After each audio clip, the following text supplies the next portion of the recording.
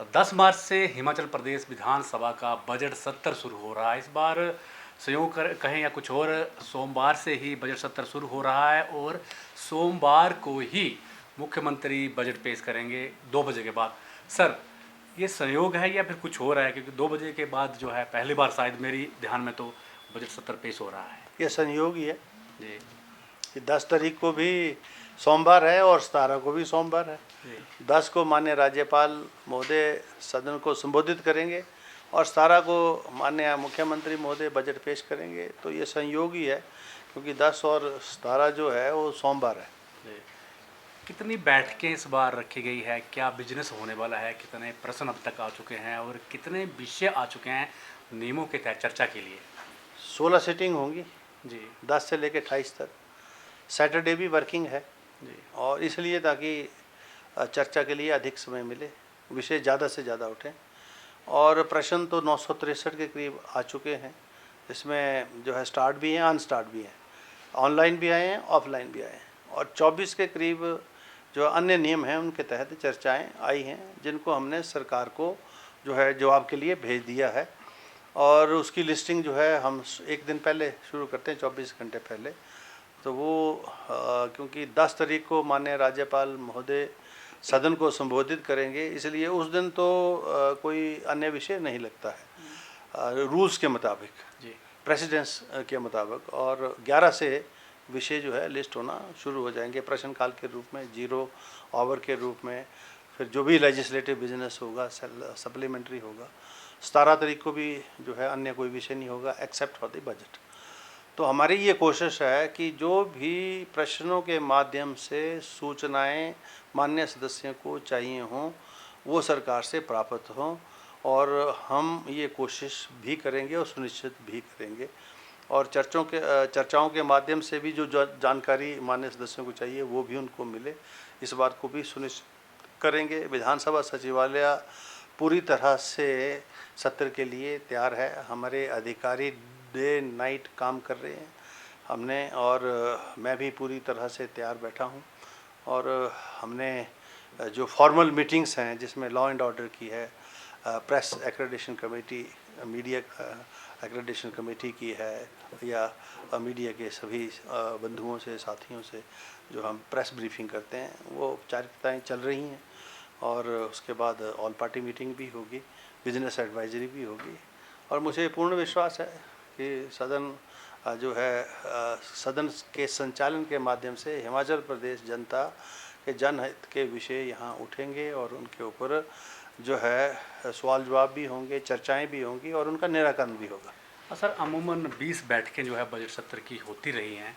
इस बार बजट सत्र थोड़ा छोटा किया गया है और विपक्ष कह रहा है कि सरकार चर्चा से भाग रही है, इसलिए जो है बजट सत्र को छोटा किया गया है। इसमें कितनी सच्चाई है?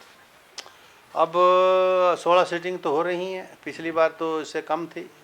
हिमाचल विधानसभा अन्य प्रदेश विधानसभाओं से ज़्यादा चर्चा करती है। पंजाब में तो बहुत कम होती है, हरियाणा में भी, उत्तर प्रदेश में भी उनके जो वर्किंग आवर्स हैं, सिटिंग आवर्स हैं, कम हैं। हमारी तो प्रोडक्टिविटी 132% रही है। हम कोशिश करते हैं कि सभी मान्य सदस्य अपनी बात रख सकें। सदन एक्सटेंड भी होता है, 8-8 बजे तक भी चला है। और मुझे नहीं लगता ऐसा है। इस बार जो है 16 सीटिंग का प्रस्ताव आया था, हमने मंजूर कर लिया, क्योंकि ये कैलेंडर जो है इसको निश्चित जो है कैबिनेट करता है। तो कैबिनेट ने जो प्रस्ताव भेजा हमने उसको मंजूर किया और उसके ऊपर विधानसभा सचिवालय पूरी तरह से तैयार है। सर, पिछली बार सर्वदलीय बैठक से विपक्ष नदारद रहा था। इस बार क्या आपकी बातचीत हो पाई है? किस तरह का लगता है और क्या अपील जो है विपक्ष से करना चाहेंगे ताकि सदन की कार्रवाई जो है सुचारू रूप से चल सके? सदन में सत्ता पक्ष और प्रतिपक्ष का अपना अपना रोल है, और प्रतिपक्ष की ज़्यादा जिम्मेवारी है विषयों को उठाने की, सरकार के ध्यान में लाने की, उनका निराकरण करने के लिए। और मैं ये समझता हूँ कि प्रतिपक्ष ने अपनी जिम्मेवारी का निर्वहन भी किया है और अब भी करेंगे, इस बार भी करेंगे। और हम चाहते हैं कि सत्ता पक्ष और प्रतिपक्ष जो है आपस में संवाद से ही विषयों का निराकरण करे और आम सहमति पैदा हो।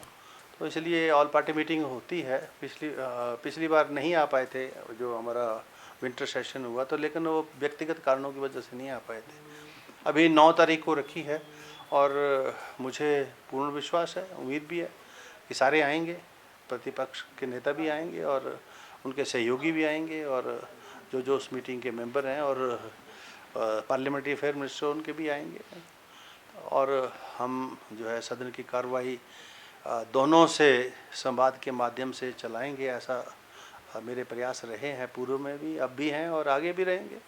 सर, ई विधान के क्षेत्र में हिमाचल प्रदेश अग्रणी राज्य है और अब नेवा आया था बीच में, उसकी क्या स्थिति है? क्या जुड़ पाया है अभी या फिर अभी कहीं कमियां हैं? नेवा का जो एप्लीकेशन है, ये नेशनल ई विधान एप्लीकेशन, अभी इतना एग्जॉस्टिव नहीं है। यद्यपि केंद्र सरकार की ये सोच है कि सारी विधानसभाएं एक प्लेटफॉर्म पर आएँ नेवा के माध्यम से, और ये डिजिटल इंडिया का जो प्रयोजन है या सरकार की जो सोच है उसका एक पार्ट है। हमारा हिमाचल विधानसभा ई विधानसभा के क्षेत्र में अग्रणी है। सबसे पहले हमने ई विधानसभा का मॉडल जो है उसको यहाँ से शुरू किया और अन्य विधानसभाओं ने भी उसको अडॉप्ट किया। लेकिन जो हम बहुत एडवांस स्टेज पर थे ई विधानसभा में, अब जो है नेवा में अभी वो सारी एप्लीकेशंस जो है वो नेवा में आ नहीं पाई हैं।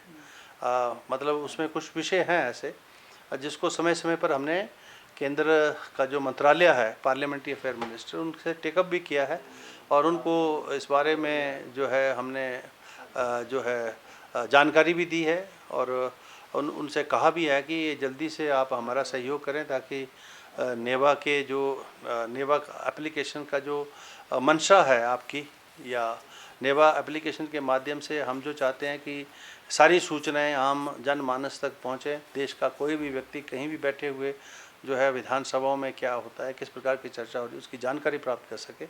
तो उस दृष्टि से आप हमारा सहयोग करिए ताकि हम इसको अपडेट कर सकें। और हमने ये कहा है, मुझे उम्मीद है कि वो करेंगे, नहीं करेंगे तो हम अपना पुराना मॉडल जो है दोबारा से उसके ऊपर पैरेलली रहेंगे, नेबा में भी रहेंगे, उस पर भी रहेंगे। तो ये थे विधानसभा अध्यक्ष कुलदीप ढाणी जी, उन्होंने सारे सवालों के विभाग से जवाब दिए हैं। तो बने रहिए समाचार फर्स्ट से, इसके साथ आपका बहुत बहुत धन्यवाद।